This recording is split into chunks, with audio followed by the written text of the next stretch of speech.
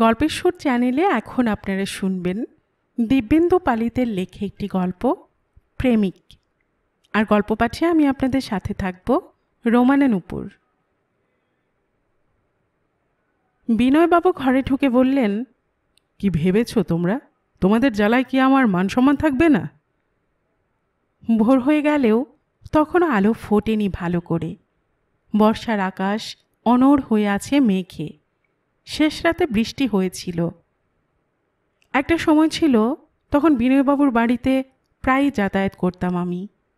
এতদিনের পরিচয়ে গ্যারেজের ওপর আমার ছোট্ট কিন্তু ছিমছাম ফ্ল্যাটটির হদিশ পাওয়া বিনয়বাবুর পক্ষে অসম্ভব নয়। আমার মনে পড়ল একবার কী কারণে যেন তার গাড়িতে লিফট দিয়েছিলেন আমাকে। এই বাড়িটার রং চিরকেলে লাল, মনে রাখা কি আর এমন কঠিন? কিন্তু এখন আমি অবাঞ্ছিত, তাই এই সজল ভোরবেলায় আমি হেন অবাঞ্ছিত জনের ঘরে বিনয়বাবুর আবির্ভাবে স্পষ্টই বিচলিত হলাম। চায়ের কাপে চুমুক দিয়ে তখন সবেমাত্র খবরের কাগজ নিয়ে বসেছি। বিছানাটা অগোছালো। আমার বেশবাসও কোনো আগন্তুকের চোখের পক্ষে দূরস্থ নয়। চেয়ারটা তাড়াতাড়ি এগিয়ে দিয়ে বললাম, এই সকালে আপনি? বসুন বসুন। বসবো না, বসবার জন্য আসিনি। আমার আপ্যায়নে একটুও ভাবান্তর ঘটল না বিনয়বাবুর। যেমনকে তেমন অস্থির দেখাচ্ছিল তাকে। ঘরে সর্বত্র চোখ বুলিয়ে বললেন, অপর্ণা কোথায়? রাত্রে বাড়ি না ফিরে কোথায় গেছে আমায় বলো, না হলে পুলিশে খবর দেব। আমি আকাশ থেকে পড়লাম। ভদ্রলোক কী বলছেন সেটা অবশ্যই চিন্তার কথা, কিন্তু তার খোঁজে এখানে আসার কি মানে হয়? কৈফিয়ত তলব করার মতো করে বললাম মনে মনে, কাল রাতের ট্রেনে জামশেদপুর থেকে ফিরেছি কলকাতায়। বিনয়বাবুর কথাবার্তা আমার কাছে ধাঁধার মতো মনে হলো। অপর্ণা বাড়ি ফেরেনি? কোনো রকমে সামলে নিয়ে বললাম, তাহলে গেল কোথায়? সেটা জানতেই ছুটে এসেছি, তোমার মুখ দেখতে আসিনি। রাগে উত্তেজনায় বিনয়বাবুর ভরাট মুখে একটা লাল আভা ফুটল। ধপ করে চেয়ারটায় বসে পড়ে বললেন, তোমরা কি ভেবেছ আমার মান সম্মান নেই? আমি জানি ওই স্কাউন্ড্রেলটা ওকে ভাগিয়ে নিয়ে গেছে, কিন্তু আমিও ছাড়ব না। হঠাৎ চেয়ার ছেড়ে উঠে দাঁড়ালেন বিনয়বাবু। দরজা পর্যন্ত এগিয়ে গিয়ে চাপা গলায় বললেন, এ কেমন মেয়ে যে নিজের ভালো বোঝে না? She must come, otherwise. অবাক হলেও আমি ততক্ষণে ব্যাপারটা কিছুটা আঁচ করতে পারছি। কোনো রকমে তাকে নিরস্ত করে বললাম, আপনি এখন বাড়ি যান, আমি দেখছি। ও নির্মলের ওখানে যাবে, রাত্রে বাড়ি ফিরবে না, এটা হতে পারে নাকি? কোনো আত্মীয় স্বজনের বাড়ি টাড়ি?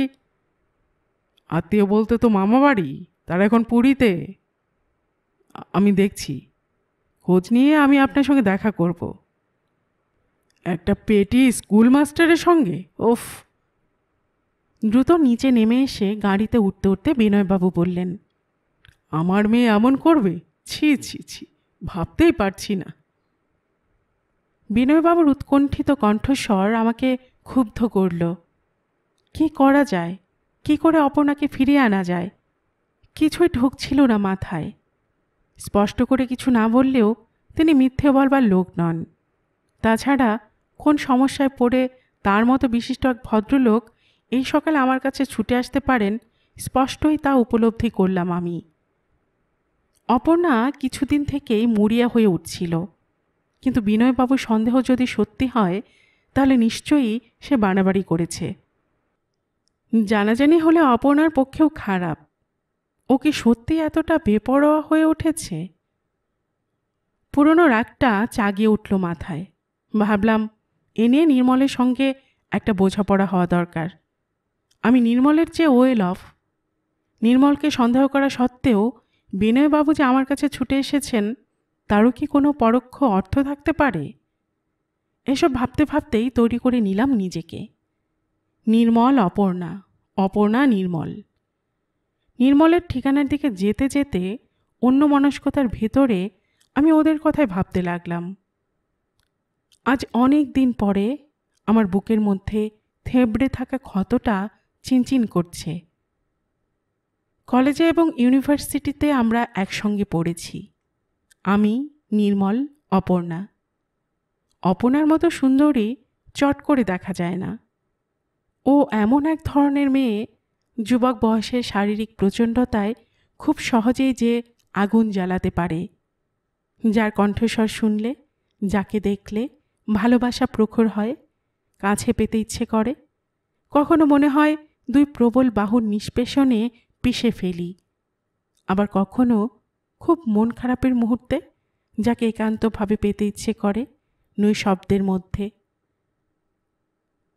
অপর্ণাকে নিয়ে আমাদের মধ্যে রেষারেষির অন্ত ছিল না। অপর্ণার মন পাবার জন্য কি অসম্ভব চেষ্টাই না করেছিলাম আমি। গোড়ার দিকেও সম্পর্কটা ছিল আমারও সঙ্গে, কিন্তু শেষ পর্যন্ত আমার সব চেষ্টা, সব ইচ্ছেই ছাই চাপা দিয়ে অপর্ণা নির্মলকেই তার দেহমনের একমাত্র দাবিদার ভেবে চলে গেল।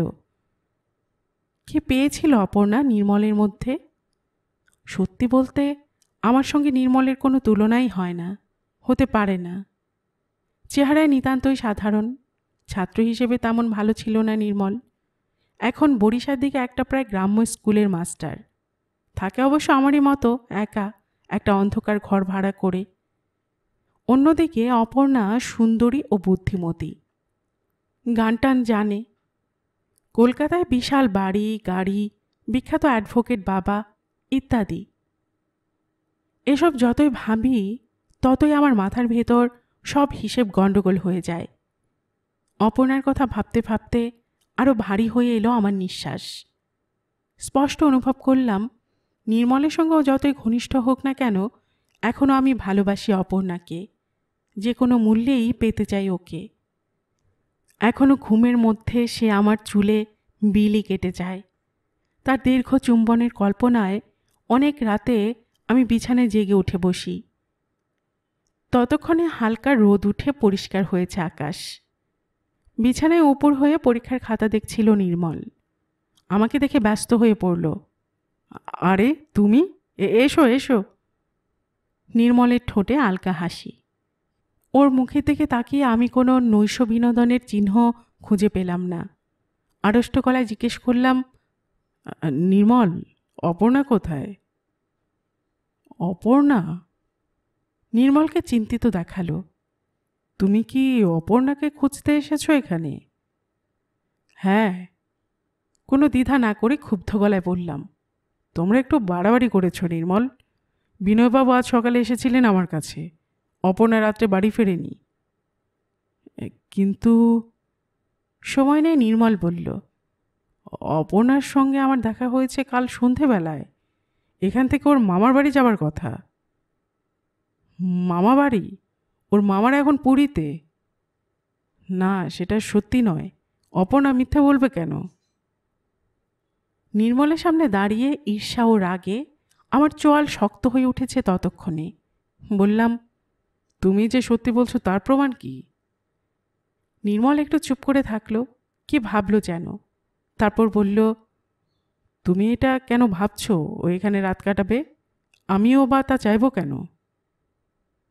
নির্মলের শেষের কথাগুলো আমার কাছে তেমন জরুরি মনে হলো না। আমার প্রশ্নের উত্তর অনেক আগেই পেয়েছি। নিজেকে সামলে নিয়ে বললাম, আমি কিছু ভাবছি না। ভদ্রলোককে ছুটে আসতে দেখে খারাপ লাগলো, তাই এসেছিলাম। অপর্ণা তাহলে ওর মামাবাড়ি গেছে। যাক, চলি। একটু দাঁড়াও। নির্মল বলল, আমিও বেরোবো, কথা আছে। খাতাগুলো গুছিয়ে রেখে নির্মল বেরোবার জন্য তৈরি হচ্ছিল। চুপচাপ দাঁড়িয়ে ওর ঘরের দিন ও আসবাব, বিবর্ণ দেওয়াল লক্ষ্য করতে লাগলাম। দেখতে দেখতে শিথিল হয়ে এলো আমার হাত পা। যদি এমন হয়, আমি ভাবলাম, ওদের বিয়ে হলো, অপর্ণা এসে উঠল এই ঘরে, ও কি থাকতে পারবে? মুহূর্তে আমার চোখে ভেসে উঠল বিনয়বাবুর নিউ আলিপুরের বাড়ি। সেখানে অপর্ণার আলাদা ঘর, আলাদা বাথরুম। দৈর্ঘ্যে প্রস্থে ওই বাথরুমের আয়তনই তো নির্মলের ঘরের চেয়ে কম নয়। অনেক দিন আগে এক সন্ধ্যায় অপর্ণার ঘর থেকে ভেসে আসা পিয়ানোর শব্দে বেজে উঠেছিল আমার রক্ত। সেই অপর্ণাকে এখানে কল্পনা করা যায় না। নির্মল বলল, চলো বাইরে বেরিয়ে একটু চা খাই। টানা 2-3 ঘন্টা খাতা দেখেছি, ঘাড়ে ব্যথা হয়ে গেছে। নির্মলই আগে বেরুল। পেছন থেকে আমি ওর ক্লান্ত শরীর লক্ষ্য করলাম। দুঃখী মানুষদের এরকম চেহারা হয়, ভেতর ফাঁপা গাছের মতো, যে কোনো মুহূর্তে হেলে পড়তে পারে। কিন্তু সম্ভবত এটা আমার কল্পনা। আমি জানি এই মুহূর্তে নির্মলের চেয়ে সুখী আর কেউই নেই। বন্ধু হলেও ও আমাকে বঞ্চিত করেছে, কোনোই পাত্তা দেয়নি অপর্ণার প্রতি আমার আকর্ষণকে। ওর জন্য আমি দুঃখিত হব কেন? কাছে একটা রেস্তোরাঁয় ঢুকে মুখোমুখি বসলাম আমরা। নির্মল চা বলল। ক্লান্তির মধ্যেও ওর চোখে একটা সরল হাসি ফুটেছে। আমি ঈর্ষা বোধ করলাম। ওই হাসির উৎস আমি জানি। নির্মল হয়তো আমার আর অপর্ণার আগের সম্পর্ক স্মরণ করে এখনো করুণা করছে আমাকে। ওর চোখে চোখ রাখতেও অস্বস্তি হচ্ছিল আমার। বয় চা দিয়ে যাবার পর নির্মল হঠাৎ জিজ্ঞেস করল, কিছু খাবে? আমি না বললাম। খেতে পারো, নির্মল বলল। এখন মাসের শুরু, খুব একটা গরিব অবস্থায় নেই। অসহ্য। নির্মল যেন তার দৈন্যকেই সম্পদ হিসেবে ব্যবহার করতে চাইছে। ওর সামনে নিজেকে কেমন খেলো মনে হলো আমার। থাক, আমি বললাম, আমার ফেরার তাড়া আছে। কথাই এগুচ্ছিল না। খানিক চুপচাপ বসে থাকার পর নির্মল বলল, অপর্ণা বিয়ের জন্য খুব ব্যস্ত হয়ে পড়েছে, তুমি কি করতে বলো? বেশ তো। আত্মরক্ষার চেষ্টায় উল্টো গলায় বললাম, এভাবে ব্যাপারটাকে ঝুলিয়ে রেখে লাভ কি? অনেক দিন তো হলো, যত দেরি করবে ততই ঘোরালো হবে। বাড়িতে ও খুব শান্তিতে নেই, নির্মল বলল। ওর বাবাকে তো তুমি জানো, আমাকে উনি অ্যাকসেপ্ট করতে পারছেন না। অপু কাল আমাকে বলছিল বাড়িতে থাকা ওর পক্ষে সম্ভব হচ্ছে না। নির্মলের কথাগুলো আমার বিশেষ অচেনা লাগলো না। খেলাটি কি তাহলে শেষ হয়ে গেল? বিচলিত হয়ে আমি ভাবলাম, যা স্বাভাবিক এক্ষেত্রে কি তাই ঘটতে যাচ্ছে? কিছু বলতে হবে বলেই আমি বললাম, তুমি কি ভাবছো? ভাবা ছেড়ে দিয়েছি, আমি কোনোদিন ভাবিনি, এখনও ভাবছি না। কিন্তু নির্মল ঝুঁকে এলো, একটু চুপ করে থেকে বলল, ভাবছি এই বিয়েটা না হলেই ভালো হতো। আমার সন্দেহ হয় শেষ পর্যন্ত অপু হয়তো আমার জীবন সহ্য করতে পারবে না। অবান্তর ভেবে জবাব দিলাম না আমি। নির্মল বলল, কাল অনেক বুঝিয়েছি ওকে, শুনতে চায় না। দেখি আবার বোঝাবো, চলো। ফেরার রাস্তায় অনুভব করলাম বুকের ভেতর ঘন ভারী হয়ে উঠেছে নিঃশ্বাস। ভাবলাম, অপর্ণা যে নির্মলের সঙ্গে রাত কাটায়নি, তার মামাবাড়িতে গেছে, ওর বাবার কাছে সে খবর পৌঁছে দেবার দায়িত্ব আমাকেই বা নিতে হবে কেন? বস্তুত এক ধরনের ক্ষোভ পাগল করে তুলেছিল আমাকে। এমন কিছু কি এর মধ্যে ঘটতে পারে না? ভাবলাম, যে ঘটনা অপর্ণা ও নির্মলকে বরাবরের মতো আলাদা করে দেবে। রোজই তো কলকাতার রাস্তায় কত দুর্ঘটনা ঘটে, কত লোক মারা যায়।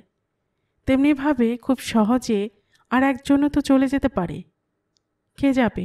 নির্মল না অপর্ণা? না না, অপর্ণা নয়, অপর্ণা নয়। কিন্তু আমার কোনো ইচ্ছাই কার্যকর হলো না। কিছুদিনের মধ্যেই রেজিস্ট্রি করে বিয়ে করলো ওরা। সাক্ষী হিসেবে নির্মল তার এক দুঃসম্পর্কের দাদাকে ডেকে এনেছিল। অপর্ণা এনেছিল ওর বন্ধু শ্যামলীকে। আর আমি, অপর্ণা এবং নির্মল দুজনেই আমাকে খবর দিয়েছিল। আমার সমস্ত ঈর্ষা, দুঃখ, যন্ত্রণা উস্কে দিয়ে সেদিন আরও চমৎকার হয়ে উঠল অপর্ণা। শুধু নিজের জন্য নয়, আমার কষ্ট হচ্ছিল অপর্ণার জন্যও। নির্মল তোর যোগ্য নয়, আমিও কি যোগ্য ছিলাম? এসব দার্শনিক চিন্তার জেরও বেশিক্ষণ থাকলো না মনে। ম্যারেজ রেজিস্ট্রারের চেম্বার থেকে বেরিয়ে রেস্তোরাঁয় কিছু খাওয়া দাওয়া হলো, খানিক রঙ্গরসিকতাও। চোরা চোখে সারাক্ষণ আমি লক্ষ্য করছিলাম অপর্ণাকে। এখন ওকে দেখাচ্ছে রানীর মতো। চোখে মুখে ফুটে উঠেছে পুরুষের অধিকারে চলে যাওয়া নারীর লাবণ্য। আমার বুকের মধ্যে একটা সুন্দর স্বপ্ন ধীরে ধীরে গুড়িয়ে যেতে থাকলো। এমনই কি হবার কথা ছিল? ভাবলাম, একদিন খুব কাছাকাছি এসেও যে অপর্ণা প্রত্যাখ্যান করেছে আমাকে, তো প্রতিশোধ নেওয়া উচিত ছিল তার উপর। বদলে আমি সাক্ষী থাকলাম ওর বিয়ের। সম্পর্কটা তাহলে শেষই হয়ে গেল, সেই সঙ্গে সব সম্ভাবনাও। ভাবতে ভাবতেই আমার শরীরে ঘনিয়ে এলো প্রতিশোধ নেবার ইচ্ছা। রেস্তোরাঁ থেকে বেরিয়ে নির্মলের দাদা শ্যামলী চলে গেল। আমিও যাচ্ছিলাম, অপর্ণা যেতে দিল না। এরই মধ্যে গড়িয়ার দিকে একটা ছোট ফ্ল্যাট ভাড়া করেছিল ওরা, এখন সেখানেই যাবে। নির্মল আমাকেও ট্যাক্সিতে উঠতে বাধ্য করল। ড্রাইভারের পাশের সিটে বসে সারাক্ষণ সামনের রাস্তার দিকে তাকিয়ে থাকলাম আমি। কঠোর হয়ে উঠল চোয়াল। পেছনে বসে আছে আমার দুই আততায়ী। আমাকে খুন করার পর আজ রাতে ওরা শরীর ঘষে নিশ্চিন্ত হয়ে ঘুমোবে। কি চুপ করে আছো কেন? অনেকটা রাস্তায় এগিয়ে এসে অপর্ণা বলল, তোমাকে হঠাৎ ভীষণ গম্ভীর লাগছে। না না, কিছু নয়। বুঝলাম না অপর্ণা আমাকে ঠাট্টাই করল কি না। আমি জানি তুমি এখন কি ভাবছ। অপর্ণার কথা শুনে এই প্রথম পেছনে তাকিয়ে আমি দেখলাম অপর্ণার ঘাড়ের পেছন দিয়ে ঘুরে নির্মলের একটা হাত ঘিরে রেখেছে ওকে। অসম্ভব! আমার মাথায় আগুন জ্বলে উঠল। অপর্ণা কি বলবে এরপর? এমন কিছু কি যা আমাকে আরও ছোট করে দেবে? না, তা আমি হতে দেব না। আমি বা অপর্ণা কিছু বলবার আগেই নির্মল বলল, অপু, তোমার বন্ধুকে একদিন আমাদের সঙ্গে খেতে ডাকো না। অপর্ণা বলল, হ্যাঁ, এসো না একদিন, পরশু রবিবার আসবে। অসহ্য, সমস্ত ব্যাপারটাকে অসহ্য মনে হচ্ছিল আমার কাছে। অনুভূতি বলে দিল আর এক মুহূর্তও এদের সঙ্গে থাকা উচিত নয়। ট্যাক্সি ড্রাইভারকে গাড়ি থামানোর নির্দেশ দিয়ে অন্ধকারেই অপর্ণার মুখের দিকে তাকালাম আমি। দুজনেই অবাক হলো। অপর্ণা বলল, কি হলো, নেমে যাচ্ছ? হ্যাঁ, একটু কাজ আছে। ট্যাক্সি থেকে নামার আগে বললাম, তোমরা একটু গুছিয়ে নাও, তারপর একদিন যাওয়া যাবে। আর হ্যাঁ, তোমার অসুখটার ব্যাপারে সাবধান থেকো, এসব চেপে রাখতে নেই। এখন তোমার বাবা তো আর দেখছেন না, নির্মলকে খুলে বলো সব। অসুখ? অস্ফুট উচ্চারণ করল নির্মল। কি বলছো এসব? চমকে ওঠে অপর্ণা বলল, আমার তো কোনো অসুখ নেই। লুকিয়ে রেখে লাভ নেই অপর্ণা, তুমি জানো কেন তোমার বাবা বিয়েতে রাজি হচ্ছিল না। নির্মলের প্রতি তোমার একটা দায়িত্ব আছে। ট্যাক্সির দরজাটা বন্ধ করার আগে আমি বললাম, ভয় কি? এখন নির্মলই তোমার সব। একদিন যে আমাকে বলতে পেরেছিলে, তা নির্মলকে বলতে পারবে না কেন? দেখলাম ট্যাক্সির অন্ধকারে স্তম্ভিত মুখে পরস্পরের দিকে তাকিয়ে আছে ওরা। পরের মুহূর্তে ট্যাক্সিটা আমাকে ছেড়ে এগিয়ে গেল। অনেক দিন পরে হাসিতে খলবল করে উঠল আমার বুক। চমৎকার, চমৎকার হয়েছে। আমি জানি অপর্ণার অসুখ কোনো দিনও সারবে না। আর যত দিন যাবে আমার কথার বিষে অসুখটা নির্মলের মধ্যেও সংক্রামিত হবে ক্রমশ। ও সন্দেহ করবে অপর্ণাকে। তেমন হলে অপর্ণাও ঘৃণা করতে শুরু করবে না ওকে। প্রতিশোধ নিতে পারার আনন্দে আমার পা দুটো এরপর সাবলীল হয়ে উঠল। গল্পের সুর চ্যানেলে এতক্ষণ আপনারা শুনছিলেন দিব্যেন্দু পালিতের লেখে একটি গল্প, প্রেমিক। আর এতক্ষণ গল্প পাঠে আমি আপনাদের সাথে ছিলাম রোমানা নূপুর। আপনারা যারা গল্পের সুর চ্যানেলের গল্প নতুন শুনছেন, আপনাদের সুবিধার্থে একটি বিনীত অনুরোধ, যদি আপনারা আরও এমন গল্প শুনতে চান তবে নিচে সাবস্ক্রাইব বাটনে একটি ক্লিক করে রাখুন ও একটি লাইক করে রাখুন। এতে এই চ্যানেলের ভিডিওগুলি খুঁজে পেতে আপনাদের সুবিধা হবে। আর পাশে থাকা বেল বাটনটিও চেপে রাখুন, যাতে নতুন কোনো গল্প দেওয়ার সাথে সাথেই আপনাদের কাছে নোটিফিকেশান চলে যায়। সবসময় সবাই খুব ভালো থাকুন, সুস্থ থাকুন ও আনন্দে থাকুন, এই প্রার্থনা রইল।